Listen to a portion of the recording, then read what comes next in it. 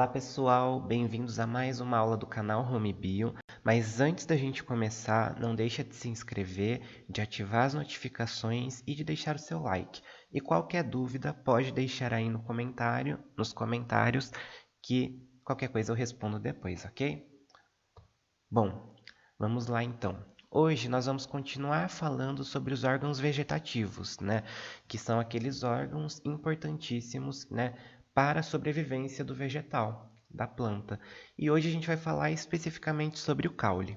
Então eu vou começar falando sobre a função do caule, para depois a gente falar sobre a classificação do caule quanto ao ambiente em que ele se encontra. Depois a gente vai falar dos tipos de caule, da estrutura do caule e, para finalizar, vamos falar rapidamente sobre algumas adaptações caulinares, ok? Então vamos lá falar então sobre a função do caule. Acredito que essas duas primeiras funções, que inclusive são as mais importantes, são as principais, eu acredito que todo mundo já tenha mais ou menos em mente, né? Porque é algo um pouco intuitivo e um pouco básico que acredito que a gente já deva ter visto em algum momento da nossa vida, né? Então, a primeira função que eu vou falar é o suporte e sustentação da planta, né? Então, o caule ele realmente é uma estrutura que vai, né, dar um suporte e sustentação para a planta conseguir, né, se manter viva. E além disso, quando a gente fala de sustentação, a gente pode pensar também, né, que é uma estrutura que vai dar sustentação para as folhas, para as flores e para os frutos, né? Então, todas essas outras estruturas, elas estão, né, sustentadas pelo caule, certo? Então, é uma função importantíssima do caule, né? Fornecer esse suporte e essa sustentação para a planta. Além disso, também é responsável por condução de substâncias. Então, vocês se lembram na aula de raiz, quando eu falei que uma das funções da raiz era absorver água e nutrientes do solo? A partir do momento em que a raiz faz então essa absorção, a água e os nutrientes eles precisam chegar, né, às outras partes da planta.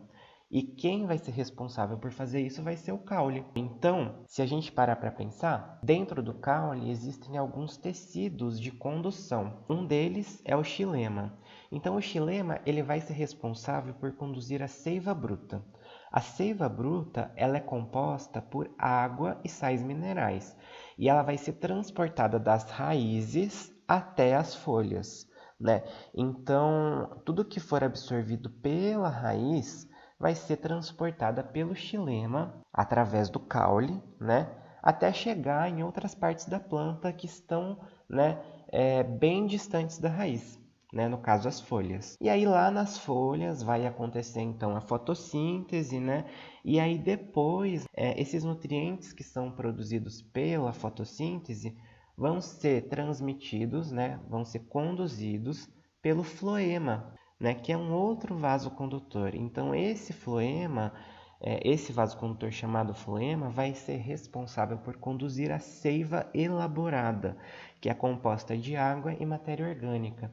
E aí vai conduzir das folhas até o restante da planta, né? E, obviamente, como eu já disse, tudo isso feito dentro do caule. Então, olha que função importantíssima, né, dessa estrutura. Conduzir todas essas substâncias de um local para o outro, né? Então, baseado nisso que a gente falou, obviamente, uma outra função do caule é estabelecer uma conexão entre as folhas e a raiz, que, como eu disse, são duas estruturas que estão muito distantes, né, entre elas. E uma outra função do caule também é a reserva nutritiva. A gente vai falar sobre isso um pouquinho mais para frente, mas só para deixar, né, claro, essa reserva nutritiva, alguns alimentos bem conhecidos, né, da gente fazem essa reserva, como por exemplo a batata, que é uma grande reserva de amido, certo? Mas a gente vai falar sobre isso um pouquinho mais para frente. Bom, vamos classificar os caules então de acordo com o ambiente em que eles são encontrados. Acredito que esteja muito claro para todo mundo que a maioria dos caules, né, é do tipo aéreo, né? Então se encontra acima do nível do solo, né? Como é o caso aqui, né, desse bambu.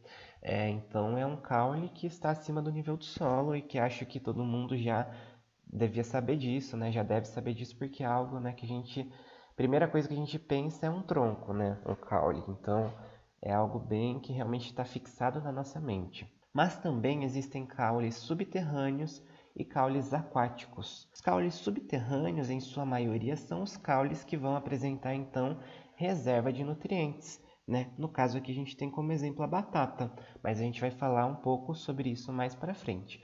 Mas, só para deixar claro, né? Nesse exemplo, o caule é representado pela batata, a gente tem as raízes e acima do nível do solo a gente vai ter o quê? As folhas, certo? O caule em si vai se encontrar abaixo do nível do solo, subterrâneo, enterrado.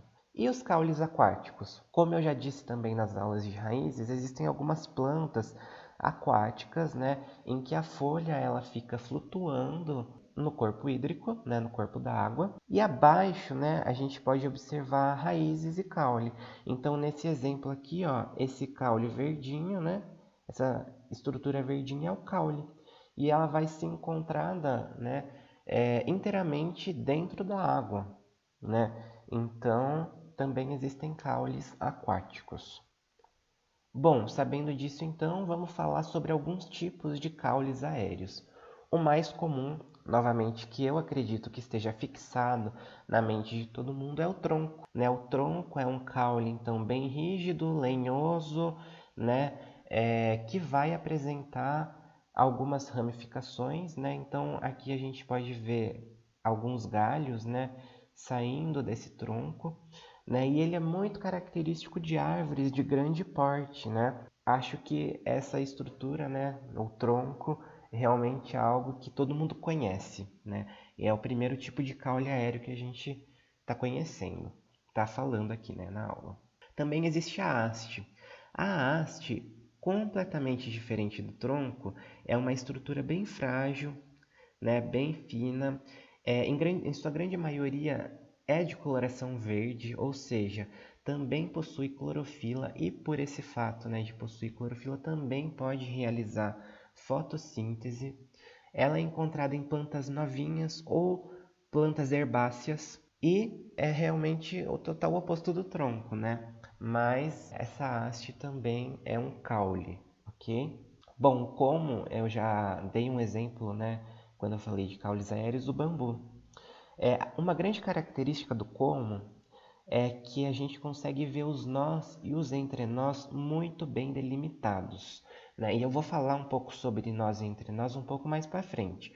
Mas, só para a gente conseguir visualizar, aonde está o apontador aqui é o nó, e agora onde eu estou passando o apontador é o entrenó, né? Então, a gente tem o entrenó localizado entre dois nós. Então, a gente consegue ver muito bem essa delimitação de nós e entrenós. Estão vendo? Ó, vou passar de novo. Nó, entrenó e nó. Então, olha como ele é bem visível. Diferentemente, por exemplo, do tronco. A haste aqui a gente consegue ver também o nó e o entrenó.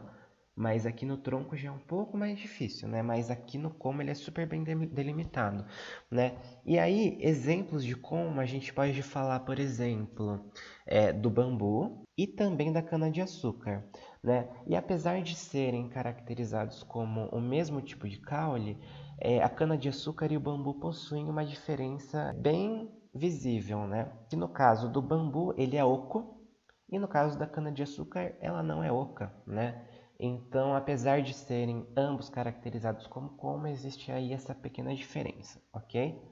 Bom, um outro caule aéreo é o estipe, que também é um caule lenhoso, né, resistente, rígido, mas diferentemente do tronco, ele não vai apresentar ramificações, né, então não vai ter galhos. Então a gente tem apenas um caule principal e aqui no topo a gente vai observar várias folhas inseridas, né? Então a gente não tem aquelas ramificações igual a gente observou nos troncos. Bom, um outro tipo de caule também é o rizóforo. E o rizóforo ele é muito característico de plantas, né, encontradas em manguezais. E por quê? Uma característica do rizóforo é o geotropismo positivo. O que é isso? Bom, para falar sobre o geotropismo positivo, primeiro eu vou falar sobre o geotropismo negativo, que é quando o caule ele vai crescer contrário ao sentido da gravidade, né? Então ele vai crescer para cima, como por exemplo no caso do estipe. Já no rizóforo, a gente vai ter um caule principal, a gente vai ter algumas ramificações, tá? Alguns galhos, e essas ramificações elas vão crescer no sentido da gravidade, então em direção ao solo, totalmente diferente, né, dos outros tipos de caule. Então, quando a gente fala geotropismo positivo, é isso, né? O crescimento do caule em direção ao solo no mesmo sentido da gravidade. E isso é importante por quê? Porque isso vai possibilitar o surgimento, né, de muitas raízes adventícias, né? Então, por exemplo, aqui a gente tem um caule principal, algumas ramificações que são essas mais grossas, estão vendo? Que estão crescendo em direção ao solo, no sentido da gravidade. E aí dessas ramificações estão surgindo várias raízes adventícias, que como a gente já falou na aula de raízes, é importantíssima para a sobrevivência, né, dessa planta no manguezal, para dar um suporte aí para essa planta. Então, o rizóforo é isso, sabe?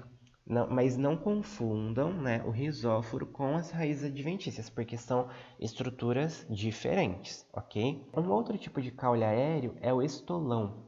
O estolão ele é característico de melancia e morango, por exemplo. Ele, diferentemente, né, dos outros tipos de caule, vai crescer horizontalmente acima do nível do solo, né? Então, estão vendo aqui, ó, que ele está se espalhando em várias direções, mas ele não está crescendo para cima, ele está crescendo para os lados, né? Então, em uma plantação de melancia, a gente vai ver várias melancias, né, aqui no solo, e entre elas várias estruturas que são caule, né, ligando umas às outras, que são essas estruturas aqui. Então, o estolão, né, ele vai crescer de maneira horizontal, né, acima do nível do solo, ok?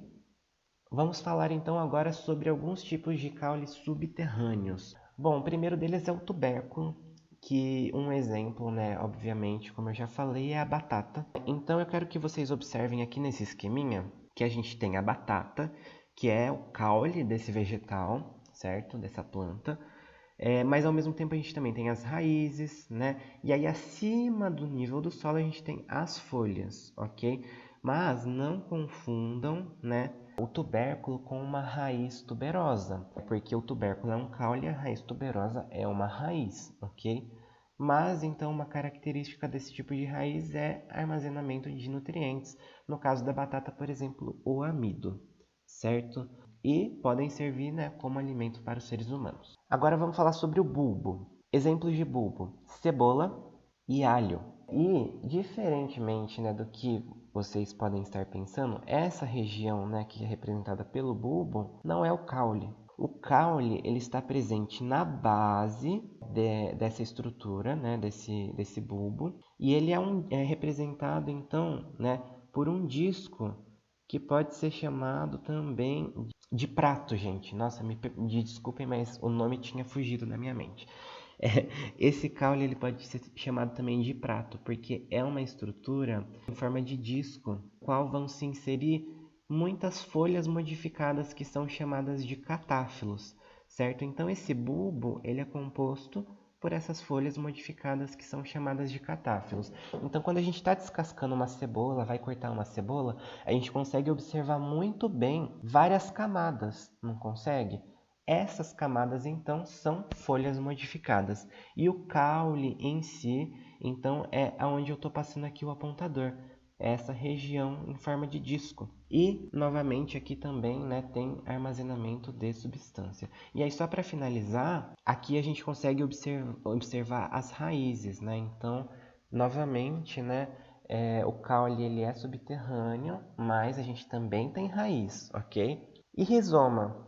Para finalizar, rizoma então é característico da bananeira. Ele também vai crescer horizontalmente, assim como o estolão, né? Mas aqui ele vai crescer horizontalmente, né, dentro do solo. E aí, né, dessa estrutura vão se formar as folhas. E aí quando a gente olha para a bananeira, a gente vê uma estrutura que é parecida com o caule, mas na verdade aquilo lá é um pseudocaule, né, o caule verdadeiro mesmo está dentro da terra, né, ele é subterrâneo e ele é chamado de rizoma, ok? Então, bem simples, bem tranquilo. Vamos só deixar claro, então, a diferença de caule subterrâneo e raiz, né? Eu trouxe aqui como exemplo esse esqueminha que ele mostra uma raiz tuberosa, um tubérculo e um bulbo. Na raiz tuberosa, a gente tem a raiz em si como uma estrutura de armazenamento de substâncias, né? De nutrientes. Então, nesse caso da beterraba, a própria beterraba ela é a raiz. E aí, acima da raiz, a gente observa o caule e as folhas, mas isso, né, acima do nível do solo. Já no caso do tubérculo e do bulbo, a gente consegue observar que o caule, né, ele está dentro do solo enterrado, assim como a raiz. Então, a gente tem tanto a raiz quanto o caule, né, enterrados no solo, diferentemente, né, da raiz tuberosa. Então, se vocês forem dar um exemplo de raiz tuberosa, beterraba. Um exemplo de tubérculo é batata. E um exemplo de bulbo, cebola. Cuidado com os exemplos que vocês vão dar para não confundir uma coisa com a outra, ok? E vamos falar então agora sobre a estrutura do caule. Bom, como eu já falei, né, a gente tem o nó, o entrenó, e além disso a gente também tem a gema apical e a gema axilar.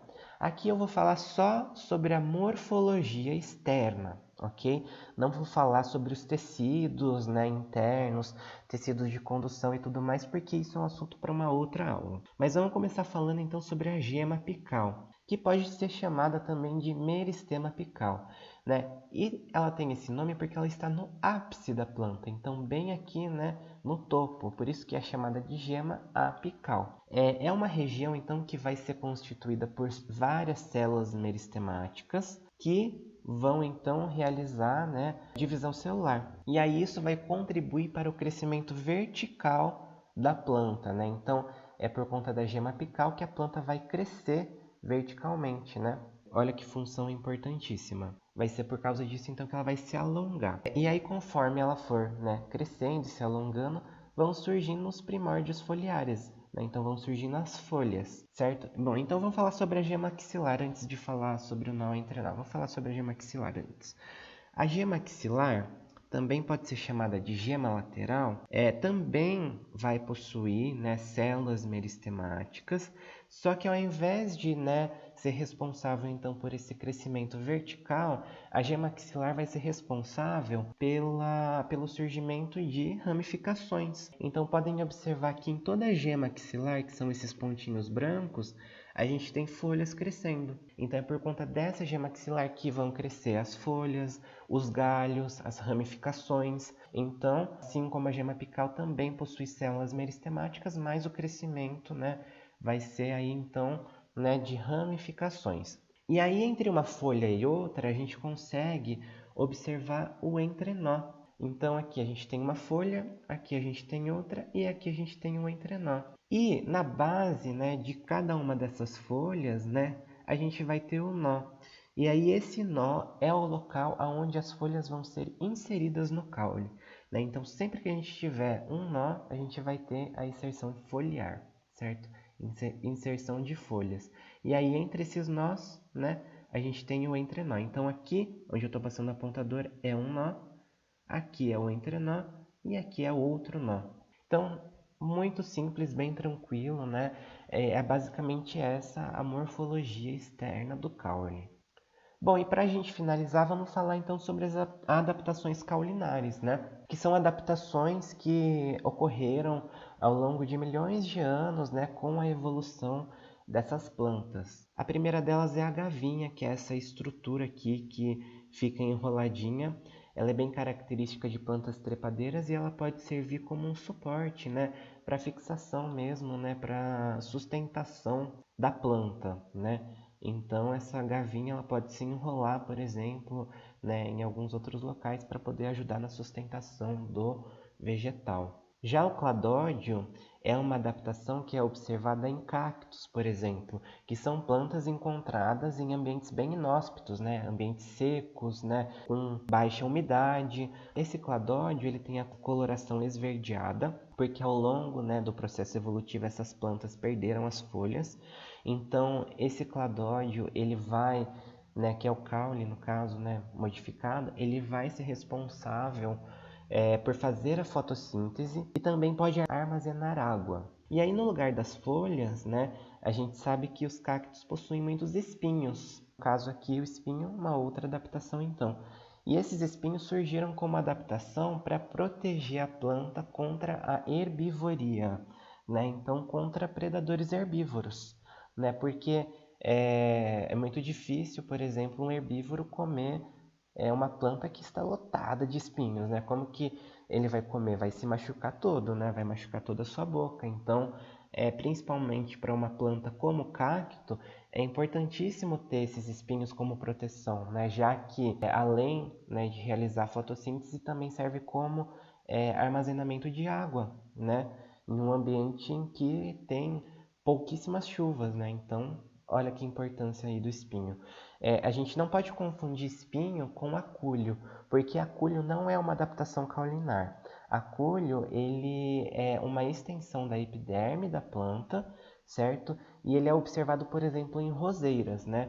Já os espinhos, eles realmente são essa adaptação, eles são bem mais pontudos, e enfim. E essas são as adaptações caulinares. E a aula de hoje foi essa. Muito obrigado por assistirem. Qualquer dúvida deixem nos comentários e até a próxima.